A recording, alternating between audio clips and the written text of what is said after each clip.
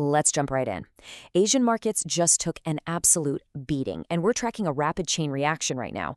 The KOSPI has plummeted off an unexpected guidance miss from Broadcom, and capital is moving incredibly fast.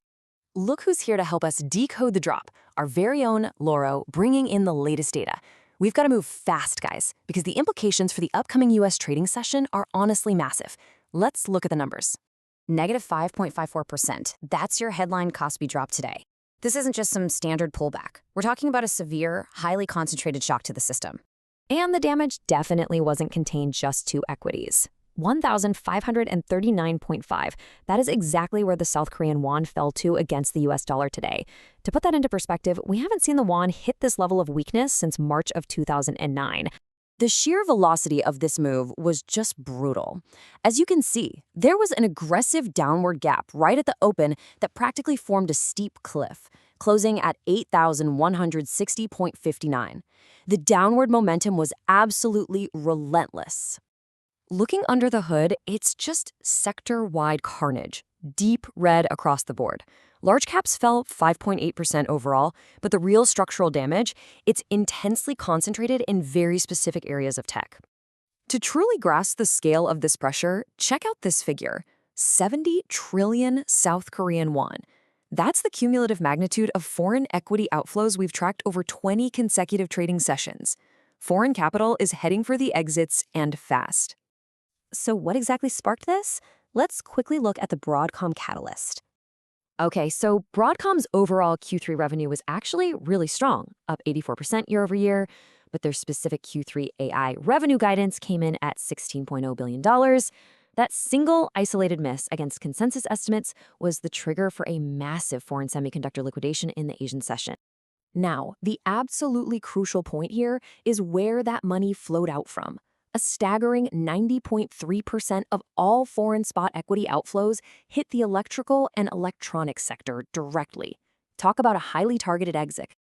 And who took the brunt of it? South Korea's absolute tech heavyweights, Samsung Electronics and SK Hynix, combined to absorb 2.92 trillion won in outflows. That is 82.6% of all foreign selling.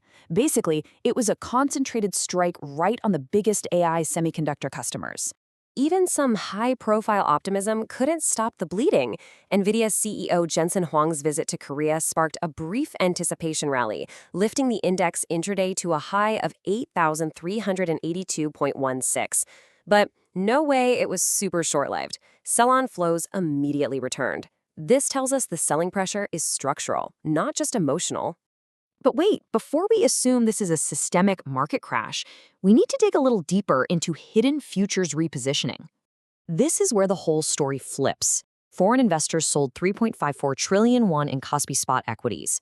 But at the exact same time, they bought 771.9 billion won in KOSPI 200 index futures. Think about it. If this were a true panic, risk-off event, they'd be liquidating both. But they aren't. They're repositioning. The KOSPI 200 futures basis practically confirms this. Closing at a positive 1.38, well above the 0.65 theoretical value, it proves that futures demand actually exceeded spot supply. They're holding on to their theme exposure while dumping spot assets.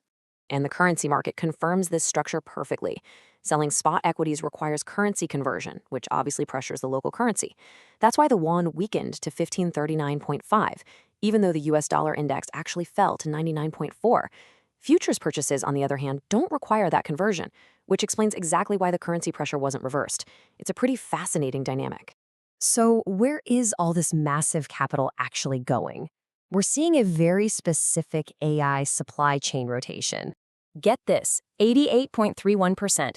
That's the foreign share of total KOSDX short selling right now, surging from just 47% a week ago. They're aggressively shorting very specific targets. But here's the catch. They aren't shorting everything. We're actually seeing a super precise short-long pair strategy happening within the exact same semiconductor supply chain. Foreign capital is heavily shorting battery and commodity equipment names like EcoPro BM and Jusung Engineering, while at the very same time, they're actively accumulating HBM process equipment names like HSPS and Wonik IPS. So, what does this actually mean for us? Well, the Broadcom miss is triggering an AI capex reallocation within the supply chain, not a total deceleration of AI spending. This divergence ultimately supports advanced semiconductor equipment names as we head into the US session. Make no mistake, this is an allocation shift, not an industry collapse. Of course, there are always strict macro risks to keep in mind. Let's run through the macro override checklist before the bell rings. First up, your validation line is $30,173.50. That's the exact level you need to watch on the NASDAQ futures at 5 a.m. Eastern. If the pre-market semiconductor pressure stays sector-specific and holds around this line without dragging down the broader index, our repositioning thesis remains completely intact. Next, lock in those 8:30 a.m. Eastern macro variables. Market consensus is looking for non-farm payrolls at 85K, hourly earnings up 0.3%, and unemployment at 4.3%. These data points carry massive, and I mean massive, override risk. Why? Well, because a payrolls print below 85K instantly shifts the dominant market focus over to macro growth concerns. And if weak payrolls happen to be accompanied by wage acceleration, that adds stagflationary pressure as a highly dangerous second override risk. It could literally change the entire Korean session signal from a simple repositioning event into a full-blown macro stress indicator. We're tracking these capital flows second by second, and the data is moving lightning fast. If you'd like to receive news on the closing of Asian stock markets before the New York stock market opens, please subscribe. So as we gear up for the opening bell, the real question is, will the U.S. markets confirm this supply chain rotation, or will macro fears trigger a broader sell-off? Let us know what you think, and we'll see you in the next explainer.